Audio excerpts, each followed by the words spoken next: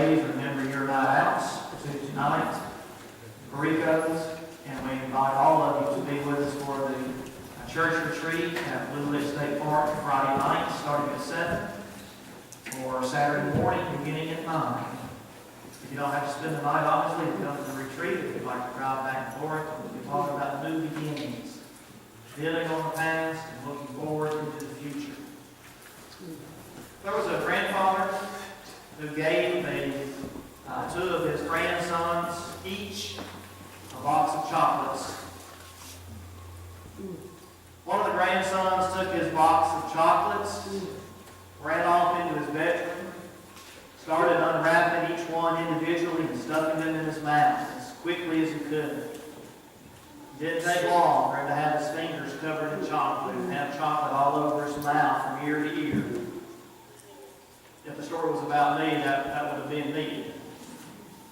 The other grandson stayed in the living room where his grandfather was and sat down on the floor, and he gently took the lid off of the box, and he looked at the box of chocolates and he held them up to his grandpa and said, "Grandpa, you take the first one."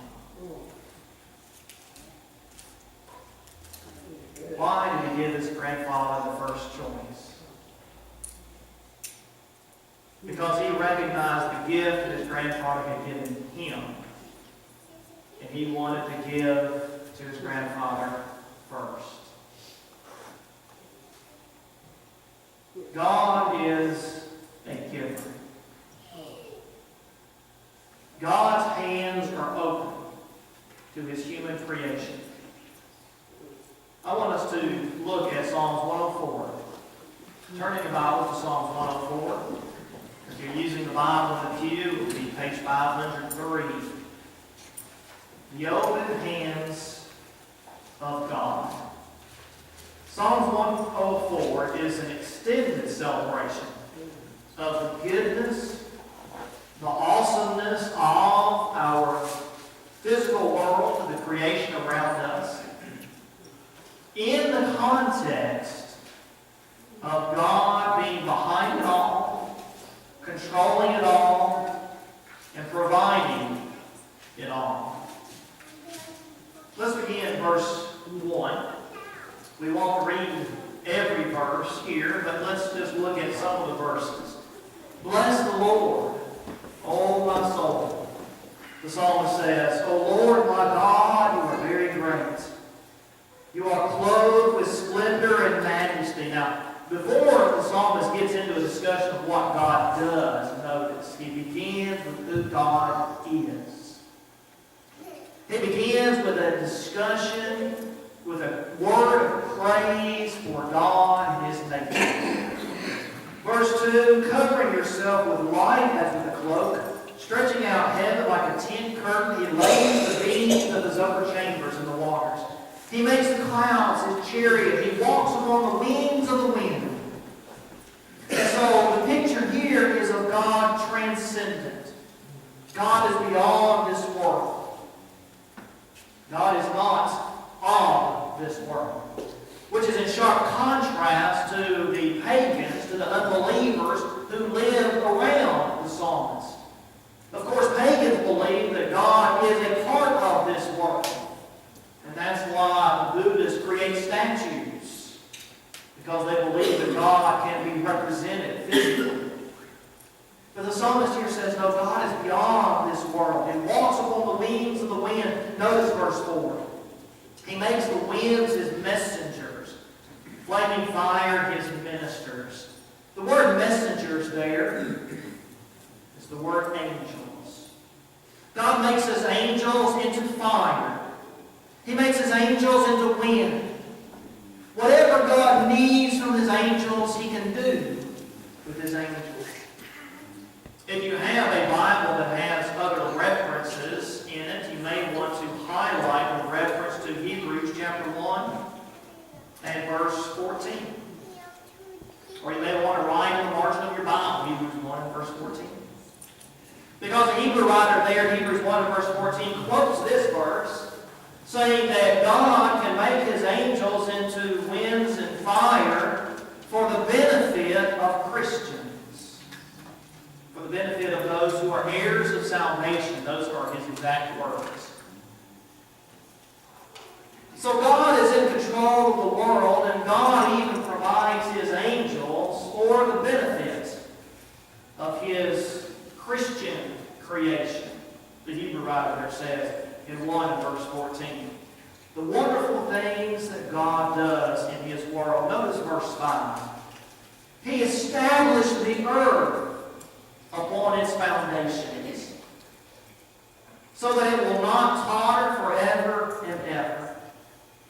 Back during the height of the Cold War, when there were intense relations between the United States and the Soviet Union, many of us were concerned about the destruction of the world through nuclear weapons.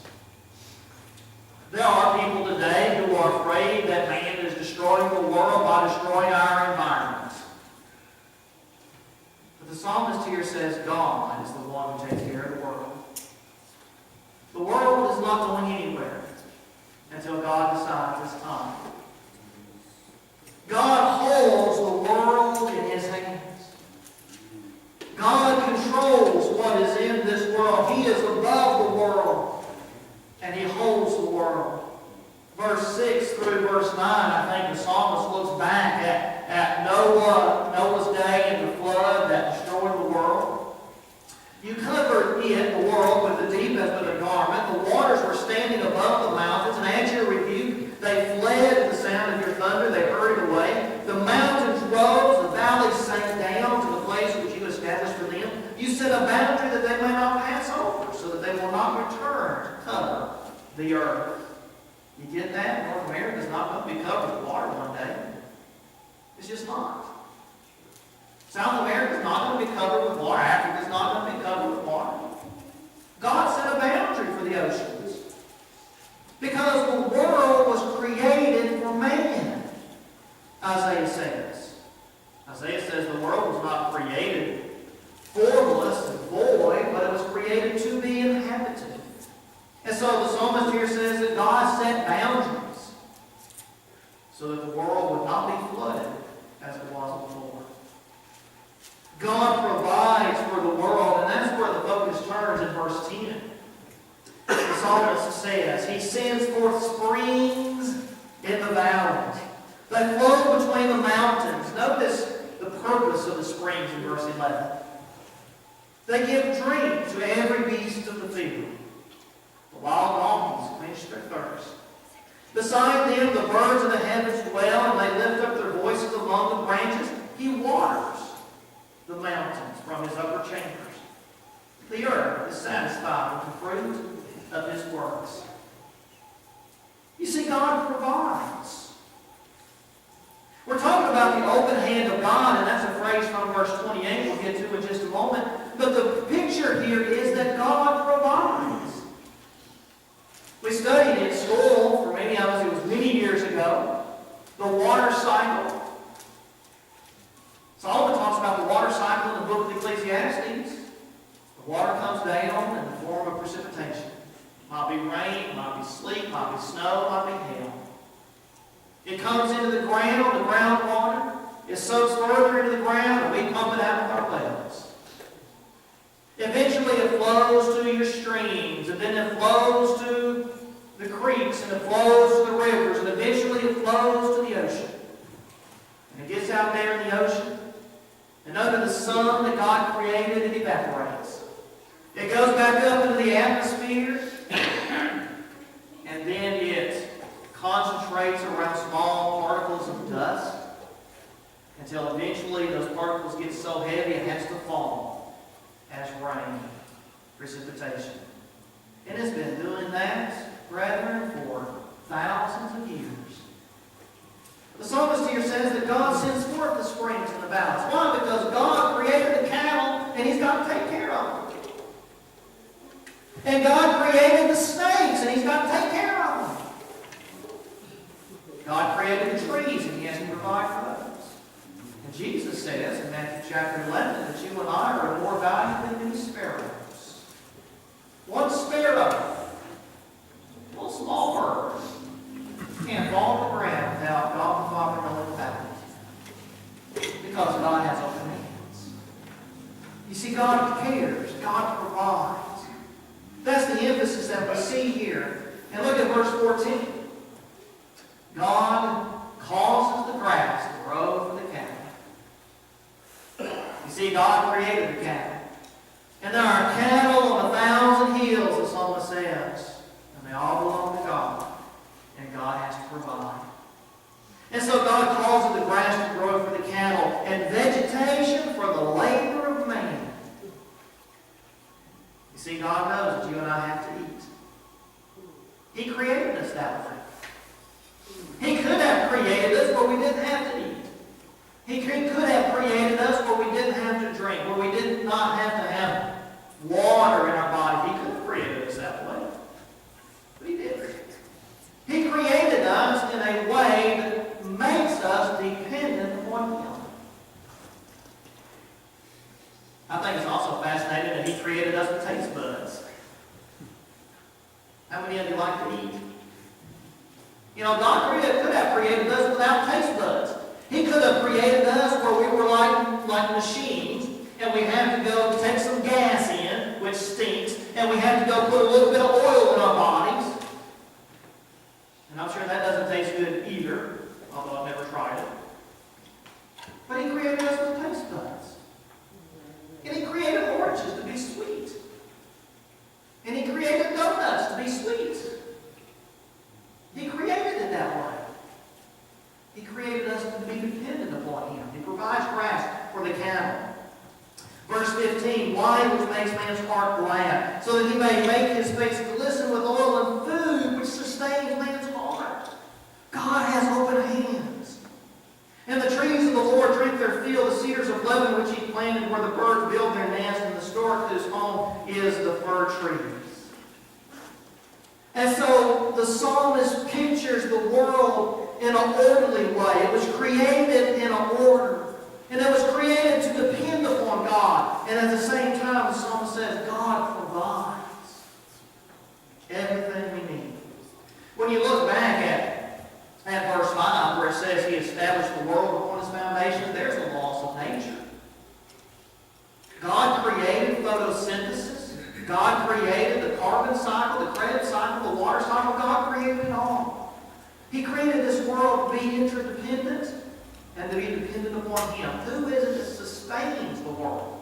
We talk about the laws of nature, and if there are laws of nature, then there has to be a lawgiver, and there has to be someone who executes the laws. That is, there has to be someone who makes sure the laws are followed. And who is that? It is God. And so God provides. And so now I want us to jump down to verse 24, because this is getting closer to the text that serves as the title for the lesson this morning, the open hands of God. But jump down to verse 24, where the psalmist says, "Oh Lord, how many are your works?" You see, he's already listed a couple of them. He's listed the wild goats in verse 18 and the lions there in verse 21.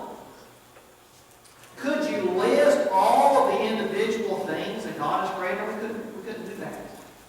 In fact, even today, our minds cannot grasp everything that this world holds. Scientists are still finding animals that they didn't know existed before to this day, especially out in the oceans. And so, Lord, verse 24, how many are your works? In wisdom you've made them all. The earth is full of your possessions. There is the sea, great and broad, in which are swarms without number. Animals both small and great. Verse 26, there are ships that move along on the seas, and Leviathan, which you have formed to sport in it. Now let's pause just a moment, and I'll give you a little short lesson here within the broader lesson, and this little short lesson will be free for you. What is the Leviathan? What is the Leviathan? The word Leviathan, the Hebrew word is Leviathan. And so